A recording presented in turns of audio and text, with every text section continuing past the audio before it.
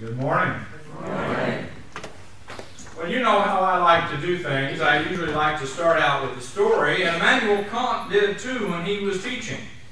And so that's what I'm going to do this morning. I'm going to share with you one of his famous stories that has several versions, as you'll discover. Once upon a time, that's the way they usually start, there was a woodsman. And one day, while he was chopping down trees up on the top of a big hill, he heard a cry for help. Now, when I was teaching undergraduates, I usually went, "Help! Help!" and that woke them up. At any rate, they looked around and they got to hear the rest of the story, and it was obviously the voice of a young girl that was screaming out, and it was coming from somewhere down below the axeman. He looked down the hill, and there in the valley there was indeed a small lake. And in it there was someone thrashing wildly about. The woodsman threw down his axe and raced down the hill. When he got to the water, he jumped right in and swam out to the girl, who was just about to go under for the third time. He grabbed her and he swam to the shore. He pulled her out of the water and helped her to start breathing once again. And without a doubt, the woodsman saved her life.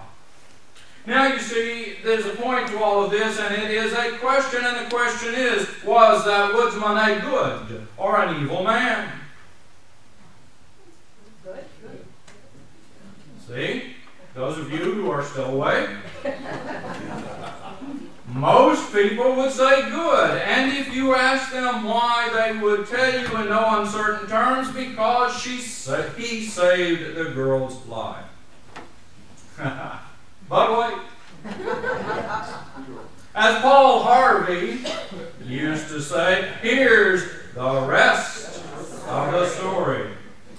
After the woodsman had rescued that poor girl, he then brutally raped and murdered her. And next he died. I woke up somebody then. And next he tied heavy stones to her body, and it sank out of sight in the lake. Now what do you think? Was the woodsman a good or an evil man? Evil.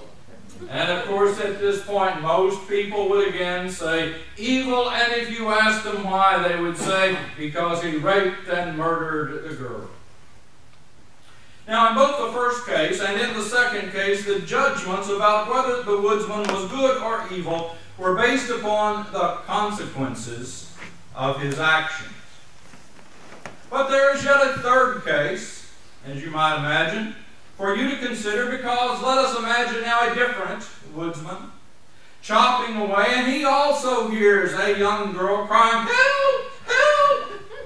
Help!" for help. And he too throws down his axe and he starts running down the hill. But now in this case, this particular woodsman is very old and he's very much out of shape, and halfway down the hill he suffers a massive heart attack and falls down dead. The girl drowns. Now, is that woodsman a good or an evil man? Good. Well, see, there's a little bit of dispute in the audience at this point, because we really don't know how to answer that question, because nothing definitive happened. Because he died and did not save the girl, we have no consequences to look at. He also did not rape and murder her, but then on the other hand, he did not save her. All he achieved was he dropped dead. His actions brought about no ethical consequences for anybody to evaluate. But now what if I told you the rest of the story about the second woodsman? What if I told you that before he had started running down that hill, he told another logger that he intended to save the girl whom he knew for a long time and had lusted after, and intended to rape her and murder her and dispose of her body? Then would we have a basis for coming to a moral judgment about whether this was a good or an evil man? Yes.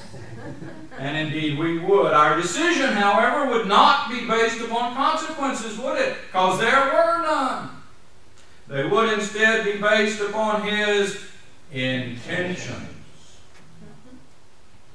Now, as newspapers, TVs, radios, and the internet remind us every day, this world is a very dangerous place. For the sake of our own safety and happiness, it is therefore essential that we be able to make moral and ethical judgments about people, including occasionally about ourselves. Now, sometimes these judgments can very easily be based upon the consequences of a person's actions. And ethicists like to refer to this approach as being teleological, a posteriori, and empirical. There will be no quiz after this sermon, so don't worry about those terms. But sometimes there are no consequences, and then it becomes necessary to base our conclusions upon other things, such as a person's intentions, or upon whether or not he or she has obeyed some ethical principle. Ethicists in this case refer to this second approach as being deontological, a priori, and rational.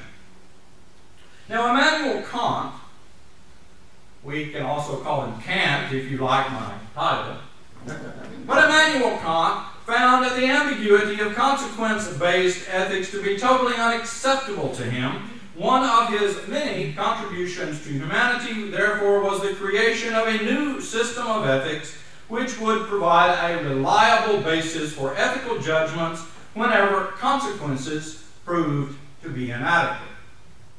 Now, that is something I think that should be of a special interest to Unitarian Universalists, because Kant's ethic turns out to be the very foundation of our own first principle.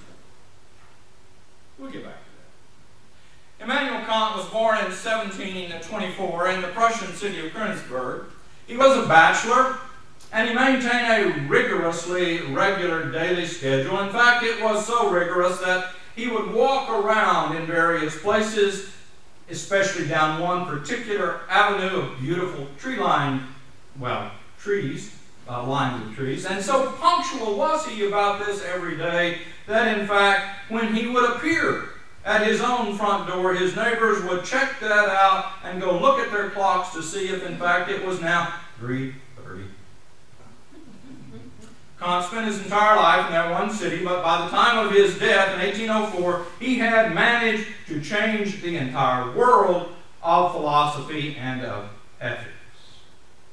Now, like Copernicus, who revolutionized the science by showing that the sun and not the earth is the center of our solar system, Kant sparked what is called his own Copernican revolution in philosophy, when he showed that objects must conform to our minds and not the other way around if we are to have any knowledge of them. Similarly, in ethics, Kant stood the world upside down when he rejected the use of consequences and relied instead upon an ethical principle which he liked to call the categorical imperative. Isn't that a beautiful term? You can use that in your lunchtime conversation. See how many people at your table are still talking to you. He wanted to make that the basis of making moral judgments. And from that change, there emerged a new emphasis in ethics that took duty, fairness, and personhood much more seriously than they had ever been taken before. Now, Kant understood that there are two kinds of values. On the one hand, there are extrinsic values, and on the other, there are intrinsic values. Something, he said, is extrinsically valuable if it can be used as a means to getting something else. Something has intrinsic value if it is good in and of itself as an end in itself. And thus ends are always more valuable than means in his ethics. Now, the consequences of our actions, according to Kant, are the means whereby we secure whatever ends we may want, such as life or liberty or happiness. Such consequences are therefore not only ethically ambiguous, they are also secondary in ethical value to whatever our ends may be. And for this reason, Kant and ethics must always be with those things which have intrinsic value. Now, one such thing that has intrinsic value, he said, is a goodwill. Nothing can possibly be conceived, he wrote, which can be called good without qualification, except a good will. A good will, he said, is good not because of what it performs, as sometimes it doesn't achieve anything, does it? But simply by virtue of its volition, that is, it is good in itself. Now, Kant argued that the will must be guided by reason in order to know what is good for it to intend to do. And if it is so directed, the result will be the achievement of profound happiness. Now, happiness, by the way, is philosophy's term for what in religion we would normally call salvation. Once reason has identified the good, the will achieves happiness by its intention to do the good. Now, according to Kant, to be morally good, our intentions must be based upon our sense of duty and not upon our emotional inclinations, which might be self-serving or they might be morally ambiguous. We have such a sense of duty, he said, whenever we recognize and respect the necessity of obeying laws. Not only the laws of nature, but also ethical laws. Kant referred to ethical laws by the term maxims. Maxims, he said, are commands to do the right thing because of the importance of what Kant called imperatives in our experience. And he thought there were two basic types of imperatives. On the one hand, there are hypothetical imperatives, and they take this form. If you want X, then do Y.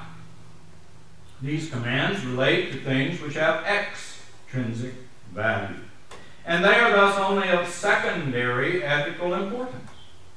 Of primary ethical importance for Kant is what he called the categorical imperative.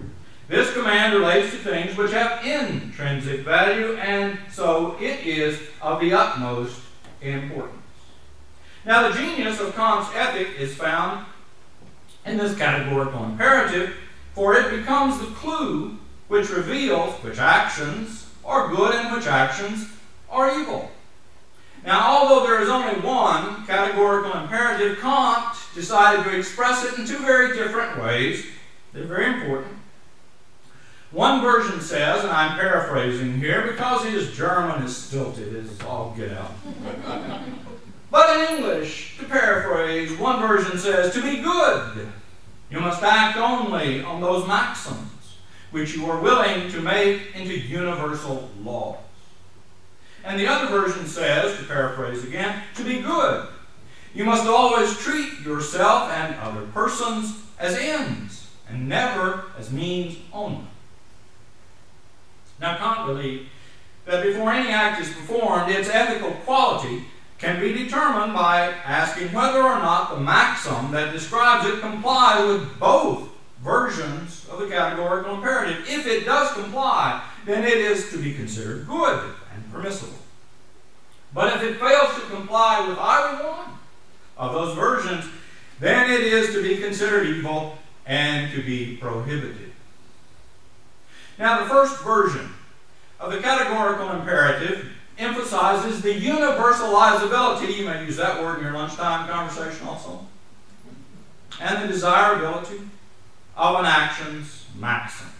Kant argued that fairness demands equal treatment of all people without exception. Therefore, only those maxims which apply to everyone without exception did he consider to be good. Now, to give you an example, the boxer Joe Louis, anybody remember that name? There you go. The boxer Joe Louis very much understood the correctness of Kant's principle, even if he had not studied Kantian philosophy.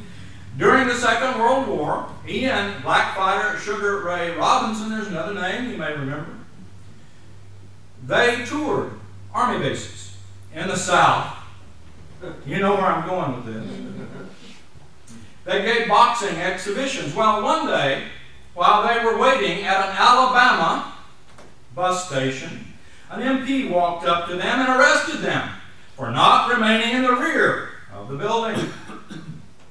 Taken before a provost marshal, Lewis exemplified Kant's rule about ethical maxims needing to be universalizable when he said in his defense, quote, "I'm in this war like anybody else.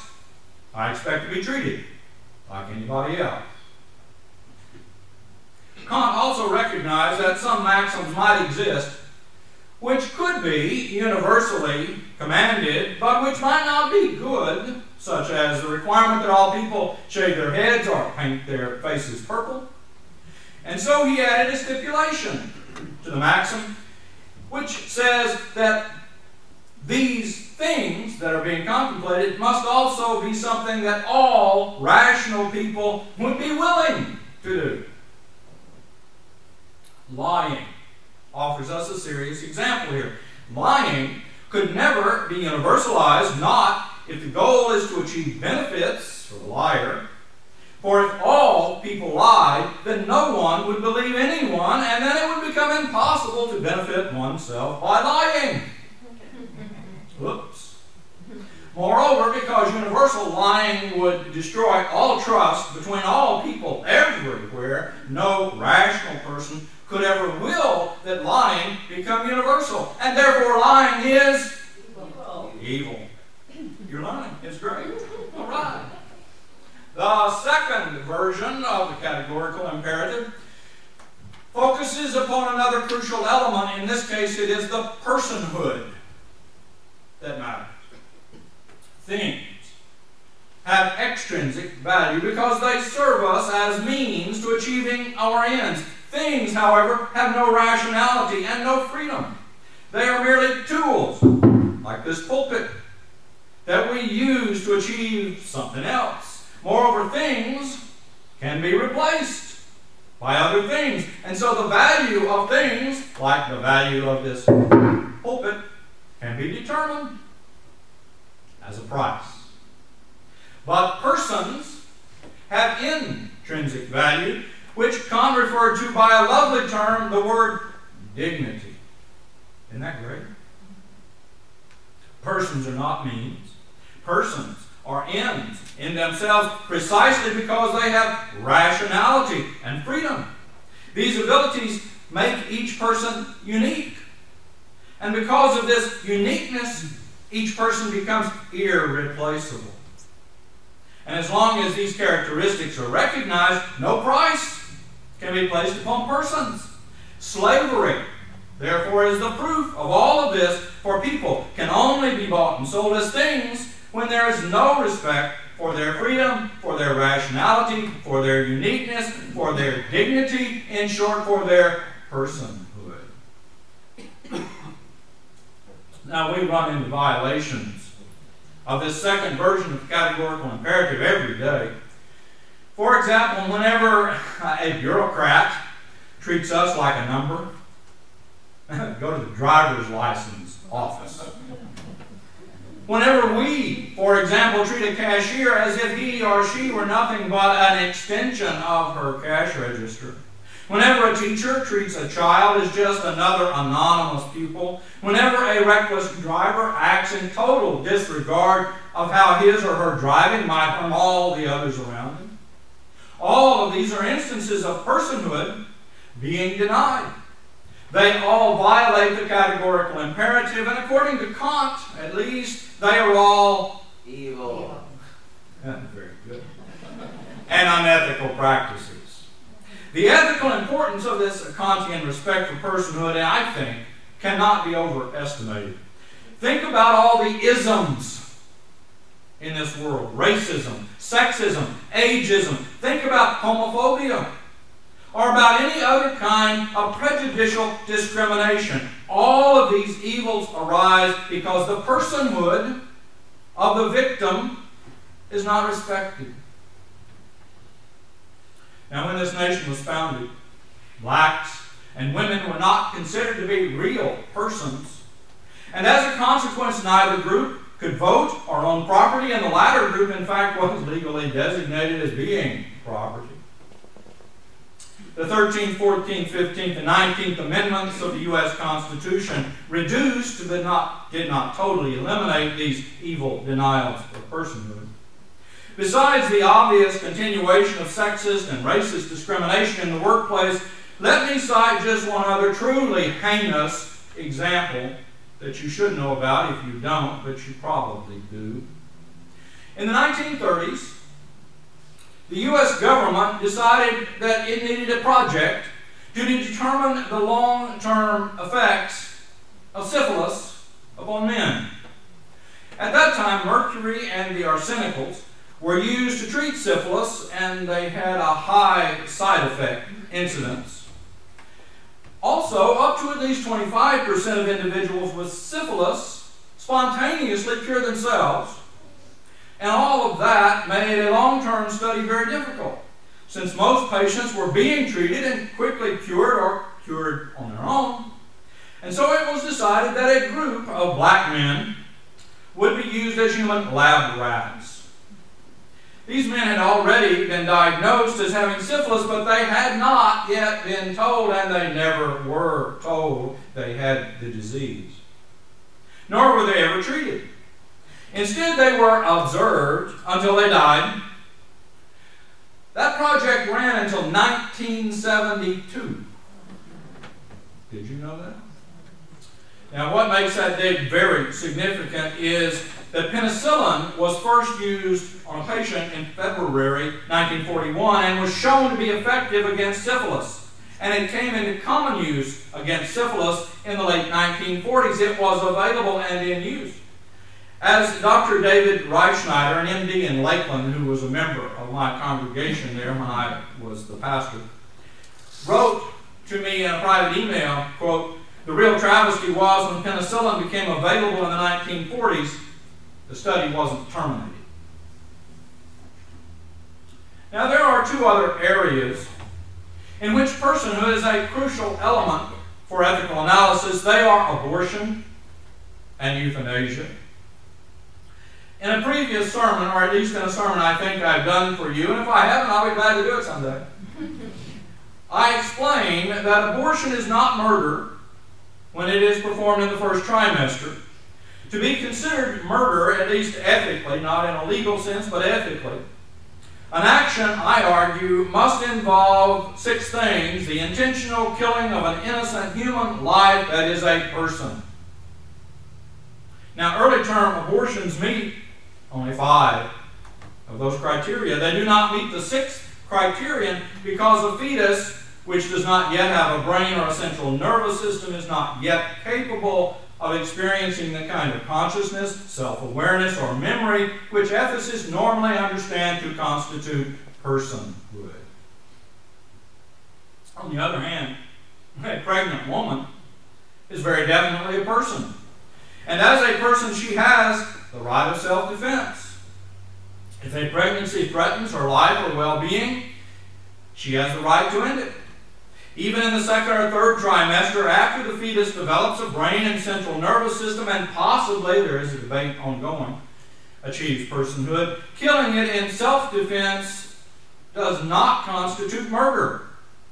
For killings are not murder, and killings in war, in capital punishment, and in self-defense are not considered ethically to be acts of murder. Now, similarly, in the area of euthanasia, personhood is of paramount importance. The only thing ethically that allows doctors to unplug brain-dead patients from all of the life-belonging machinery in hospitals, and to do so without themselves being arrested or charged with murder, is the fact that once the brain has permanently ceased to perform its higher functions, the personhood of the individual has already been destroyed. What is killed in the disconnecting of all of the equipment is only the body. The person was already dead. Now, whether or not we have ever heard of Immanuel Kant, as Unitarian Universalists, we have already incorporated his ethical insights into our own UU principles. When our 6th principle affirms our commitment to the goal of world community with peace, liberty, and justice for all. It echoes the principle of universalizability found in the first version of Kant's categorical imperative. And when our first principle declares that we affirm and promote the inherent worth and dignity of every person, it restates the basic elements of the second version of Kant's categorical imperative. Immanuel Kant gave this world a precious gift. He gave us a method of achieving clarity in our ethical thinking. More than this, Immanuel can't do, for he has passed from the scene. But we can. We can use his insights to make this world a better place for all people. And it seems to me that ought to be our categorical imperative. Amen.